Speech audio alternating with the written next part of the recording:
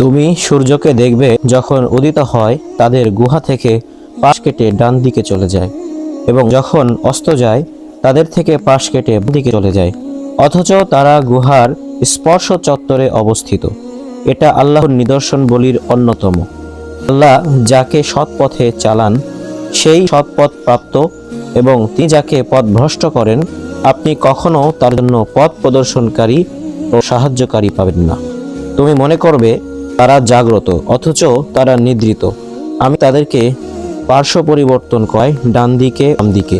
তাদের কুকুর ছিল সামনের পা দুটি গুহাদ্বারে প্রসারিত করে। যদি তুমি উকি দিয়ে তাদেরকে দেখতে, তবে পেছন ফিরে পলায়ন করতে এবং তাদের ভয়ে আতঙ্কগ্রস্ত হয়ে পড়ে। আমি এমনইভাবে তাদেরকে জাগ্রত করলাম যাতে তারা পর পর জিজ্ঞাসাবাদ করে। তাদের একজন বলল, তোমরা কতকাল অবস্থান করছো? তাদের কেউ বলল, একদিন অথবা একদিনের কিছু অংশ অবস্থান করছি। কেউ কেউ বলল, তোমাদের পালনকর্তাই ভালো জানেন তোমরা গতকাল অবস্থান করেছো। এখন তোমাদের একজনকে তোমাদের এই মুদ্রাসহ শহরে প্রেরণ করো। প্রিয় পাঠক, আপনারা সকলে জানতে পারলেন যে আমি কি তেলাওয়াত করলাম বা কি পড়লাম। এখানে কুরআনুল কারীমের আয়াতের অর্থ বলা হলো, যেটা সূরা কাহফের মধ্যে বর্ণিত রয়েছে। আজকে আপনারা এই থাম্বনেল দেখে বুঝতে পেরেছেন হয়তো বা অনেকে যে কি বিষয় বা কোন ঘটনাটি আমি আপনাদের সামনে আজকে তুলে ধরতে চাচ্ছি। আজকে 4 যুবকের ঘটনা আমি আপনাদের মাঝে তুলে ধরব। 4 যুবক ছিল আল্লাহ তাআলার পেয়ারা বান্দা। তারা আল্লাহ তাআলাকে ভালোবাসতো এবং তারা মনে মনে ভাবলো যে আমরা এখন আল্লাহকে ভালোবাসি, এই লোকেরা আমাদেরকে, অর্থাৎ তাদের ওই সময় ছিল জলম বাদশা, জালেম বাদশা। তার রাজত্ব ছিল সুবিশাল, সে অনেক বড় রাজত্বের অধিকারী।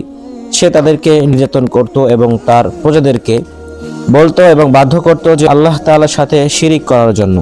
কিন্তু আল্লাহ তাআলা এই 4 যুবকের ভিতরে এত মেধা দিয়েছেন, এত ব্রেন দিয়েছেন এবং এত হেদায়েত দিয়েছেন যে তারা এই শিরিক কখনোই করতে রাজি নাই। তারা চিন্তায় মগ্ন হয়ে পড়ল যে এখন আমাদের কি করা উচিত।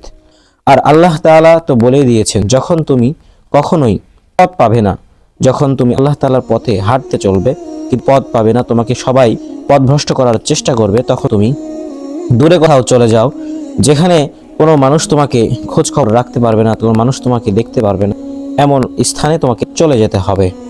তখন তারা মনে করলো যে আমাদের কাছে যা কিছু আছে সব কিছু নিয়ে আমরা দূরে পর্বতমালা একটি গুহার দিকে চলে যাব, যেখানে আমরা বসবাস করব, যেখানে আমাদের সাথে দেখা করতে কেউ আসবে না, কিন্তু সেখানে আমরা সেখানে বসবাস করতে পারবো নিরাপদে।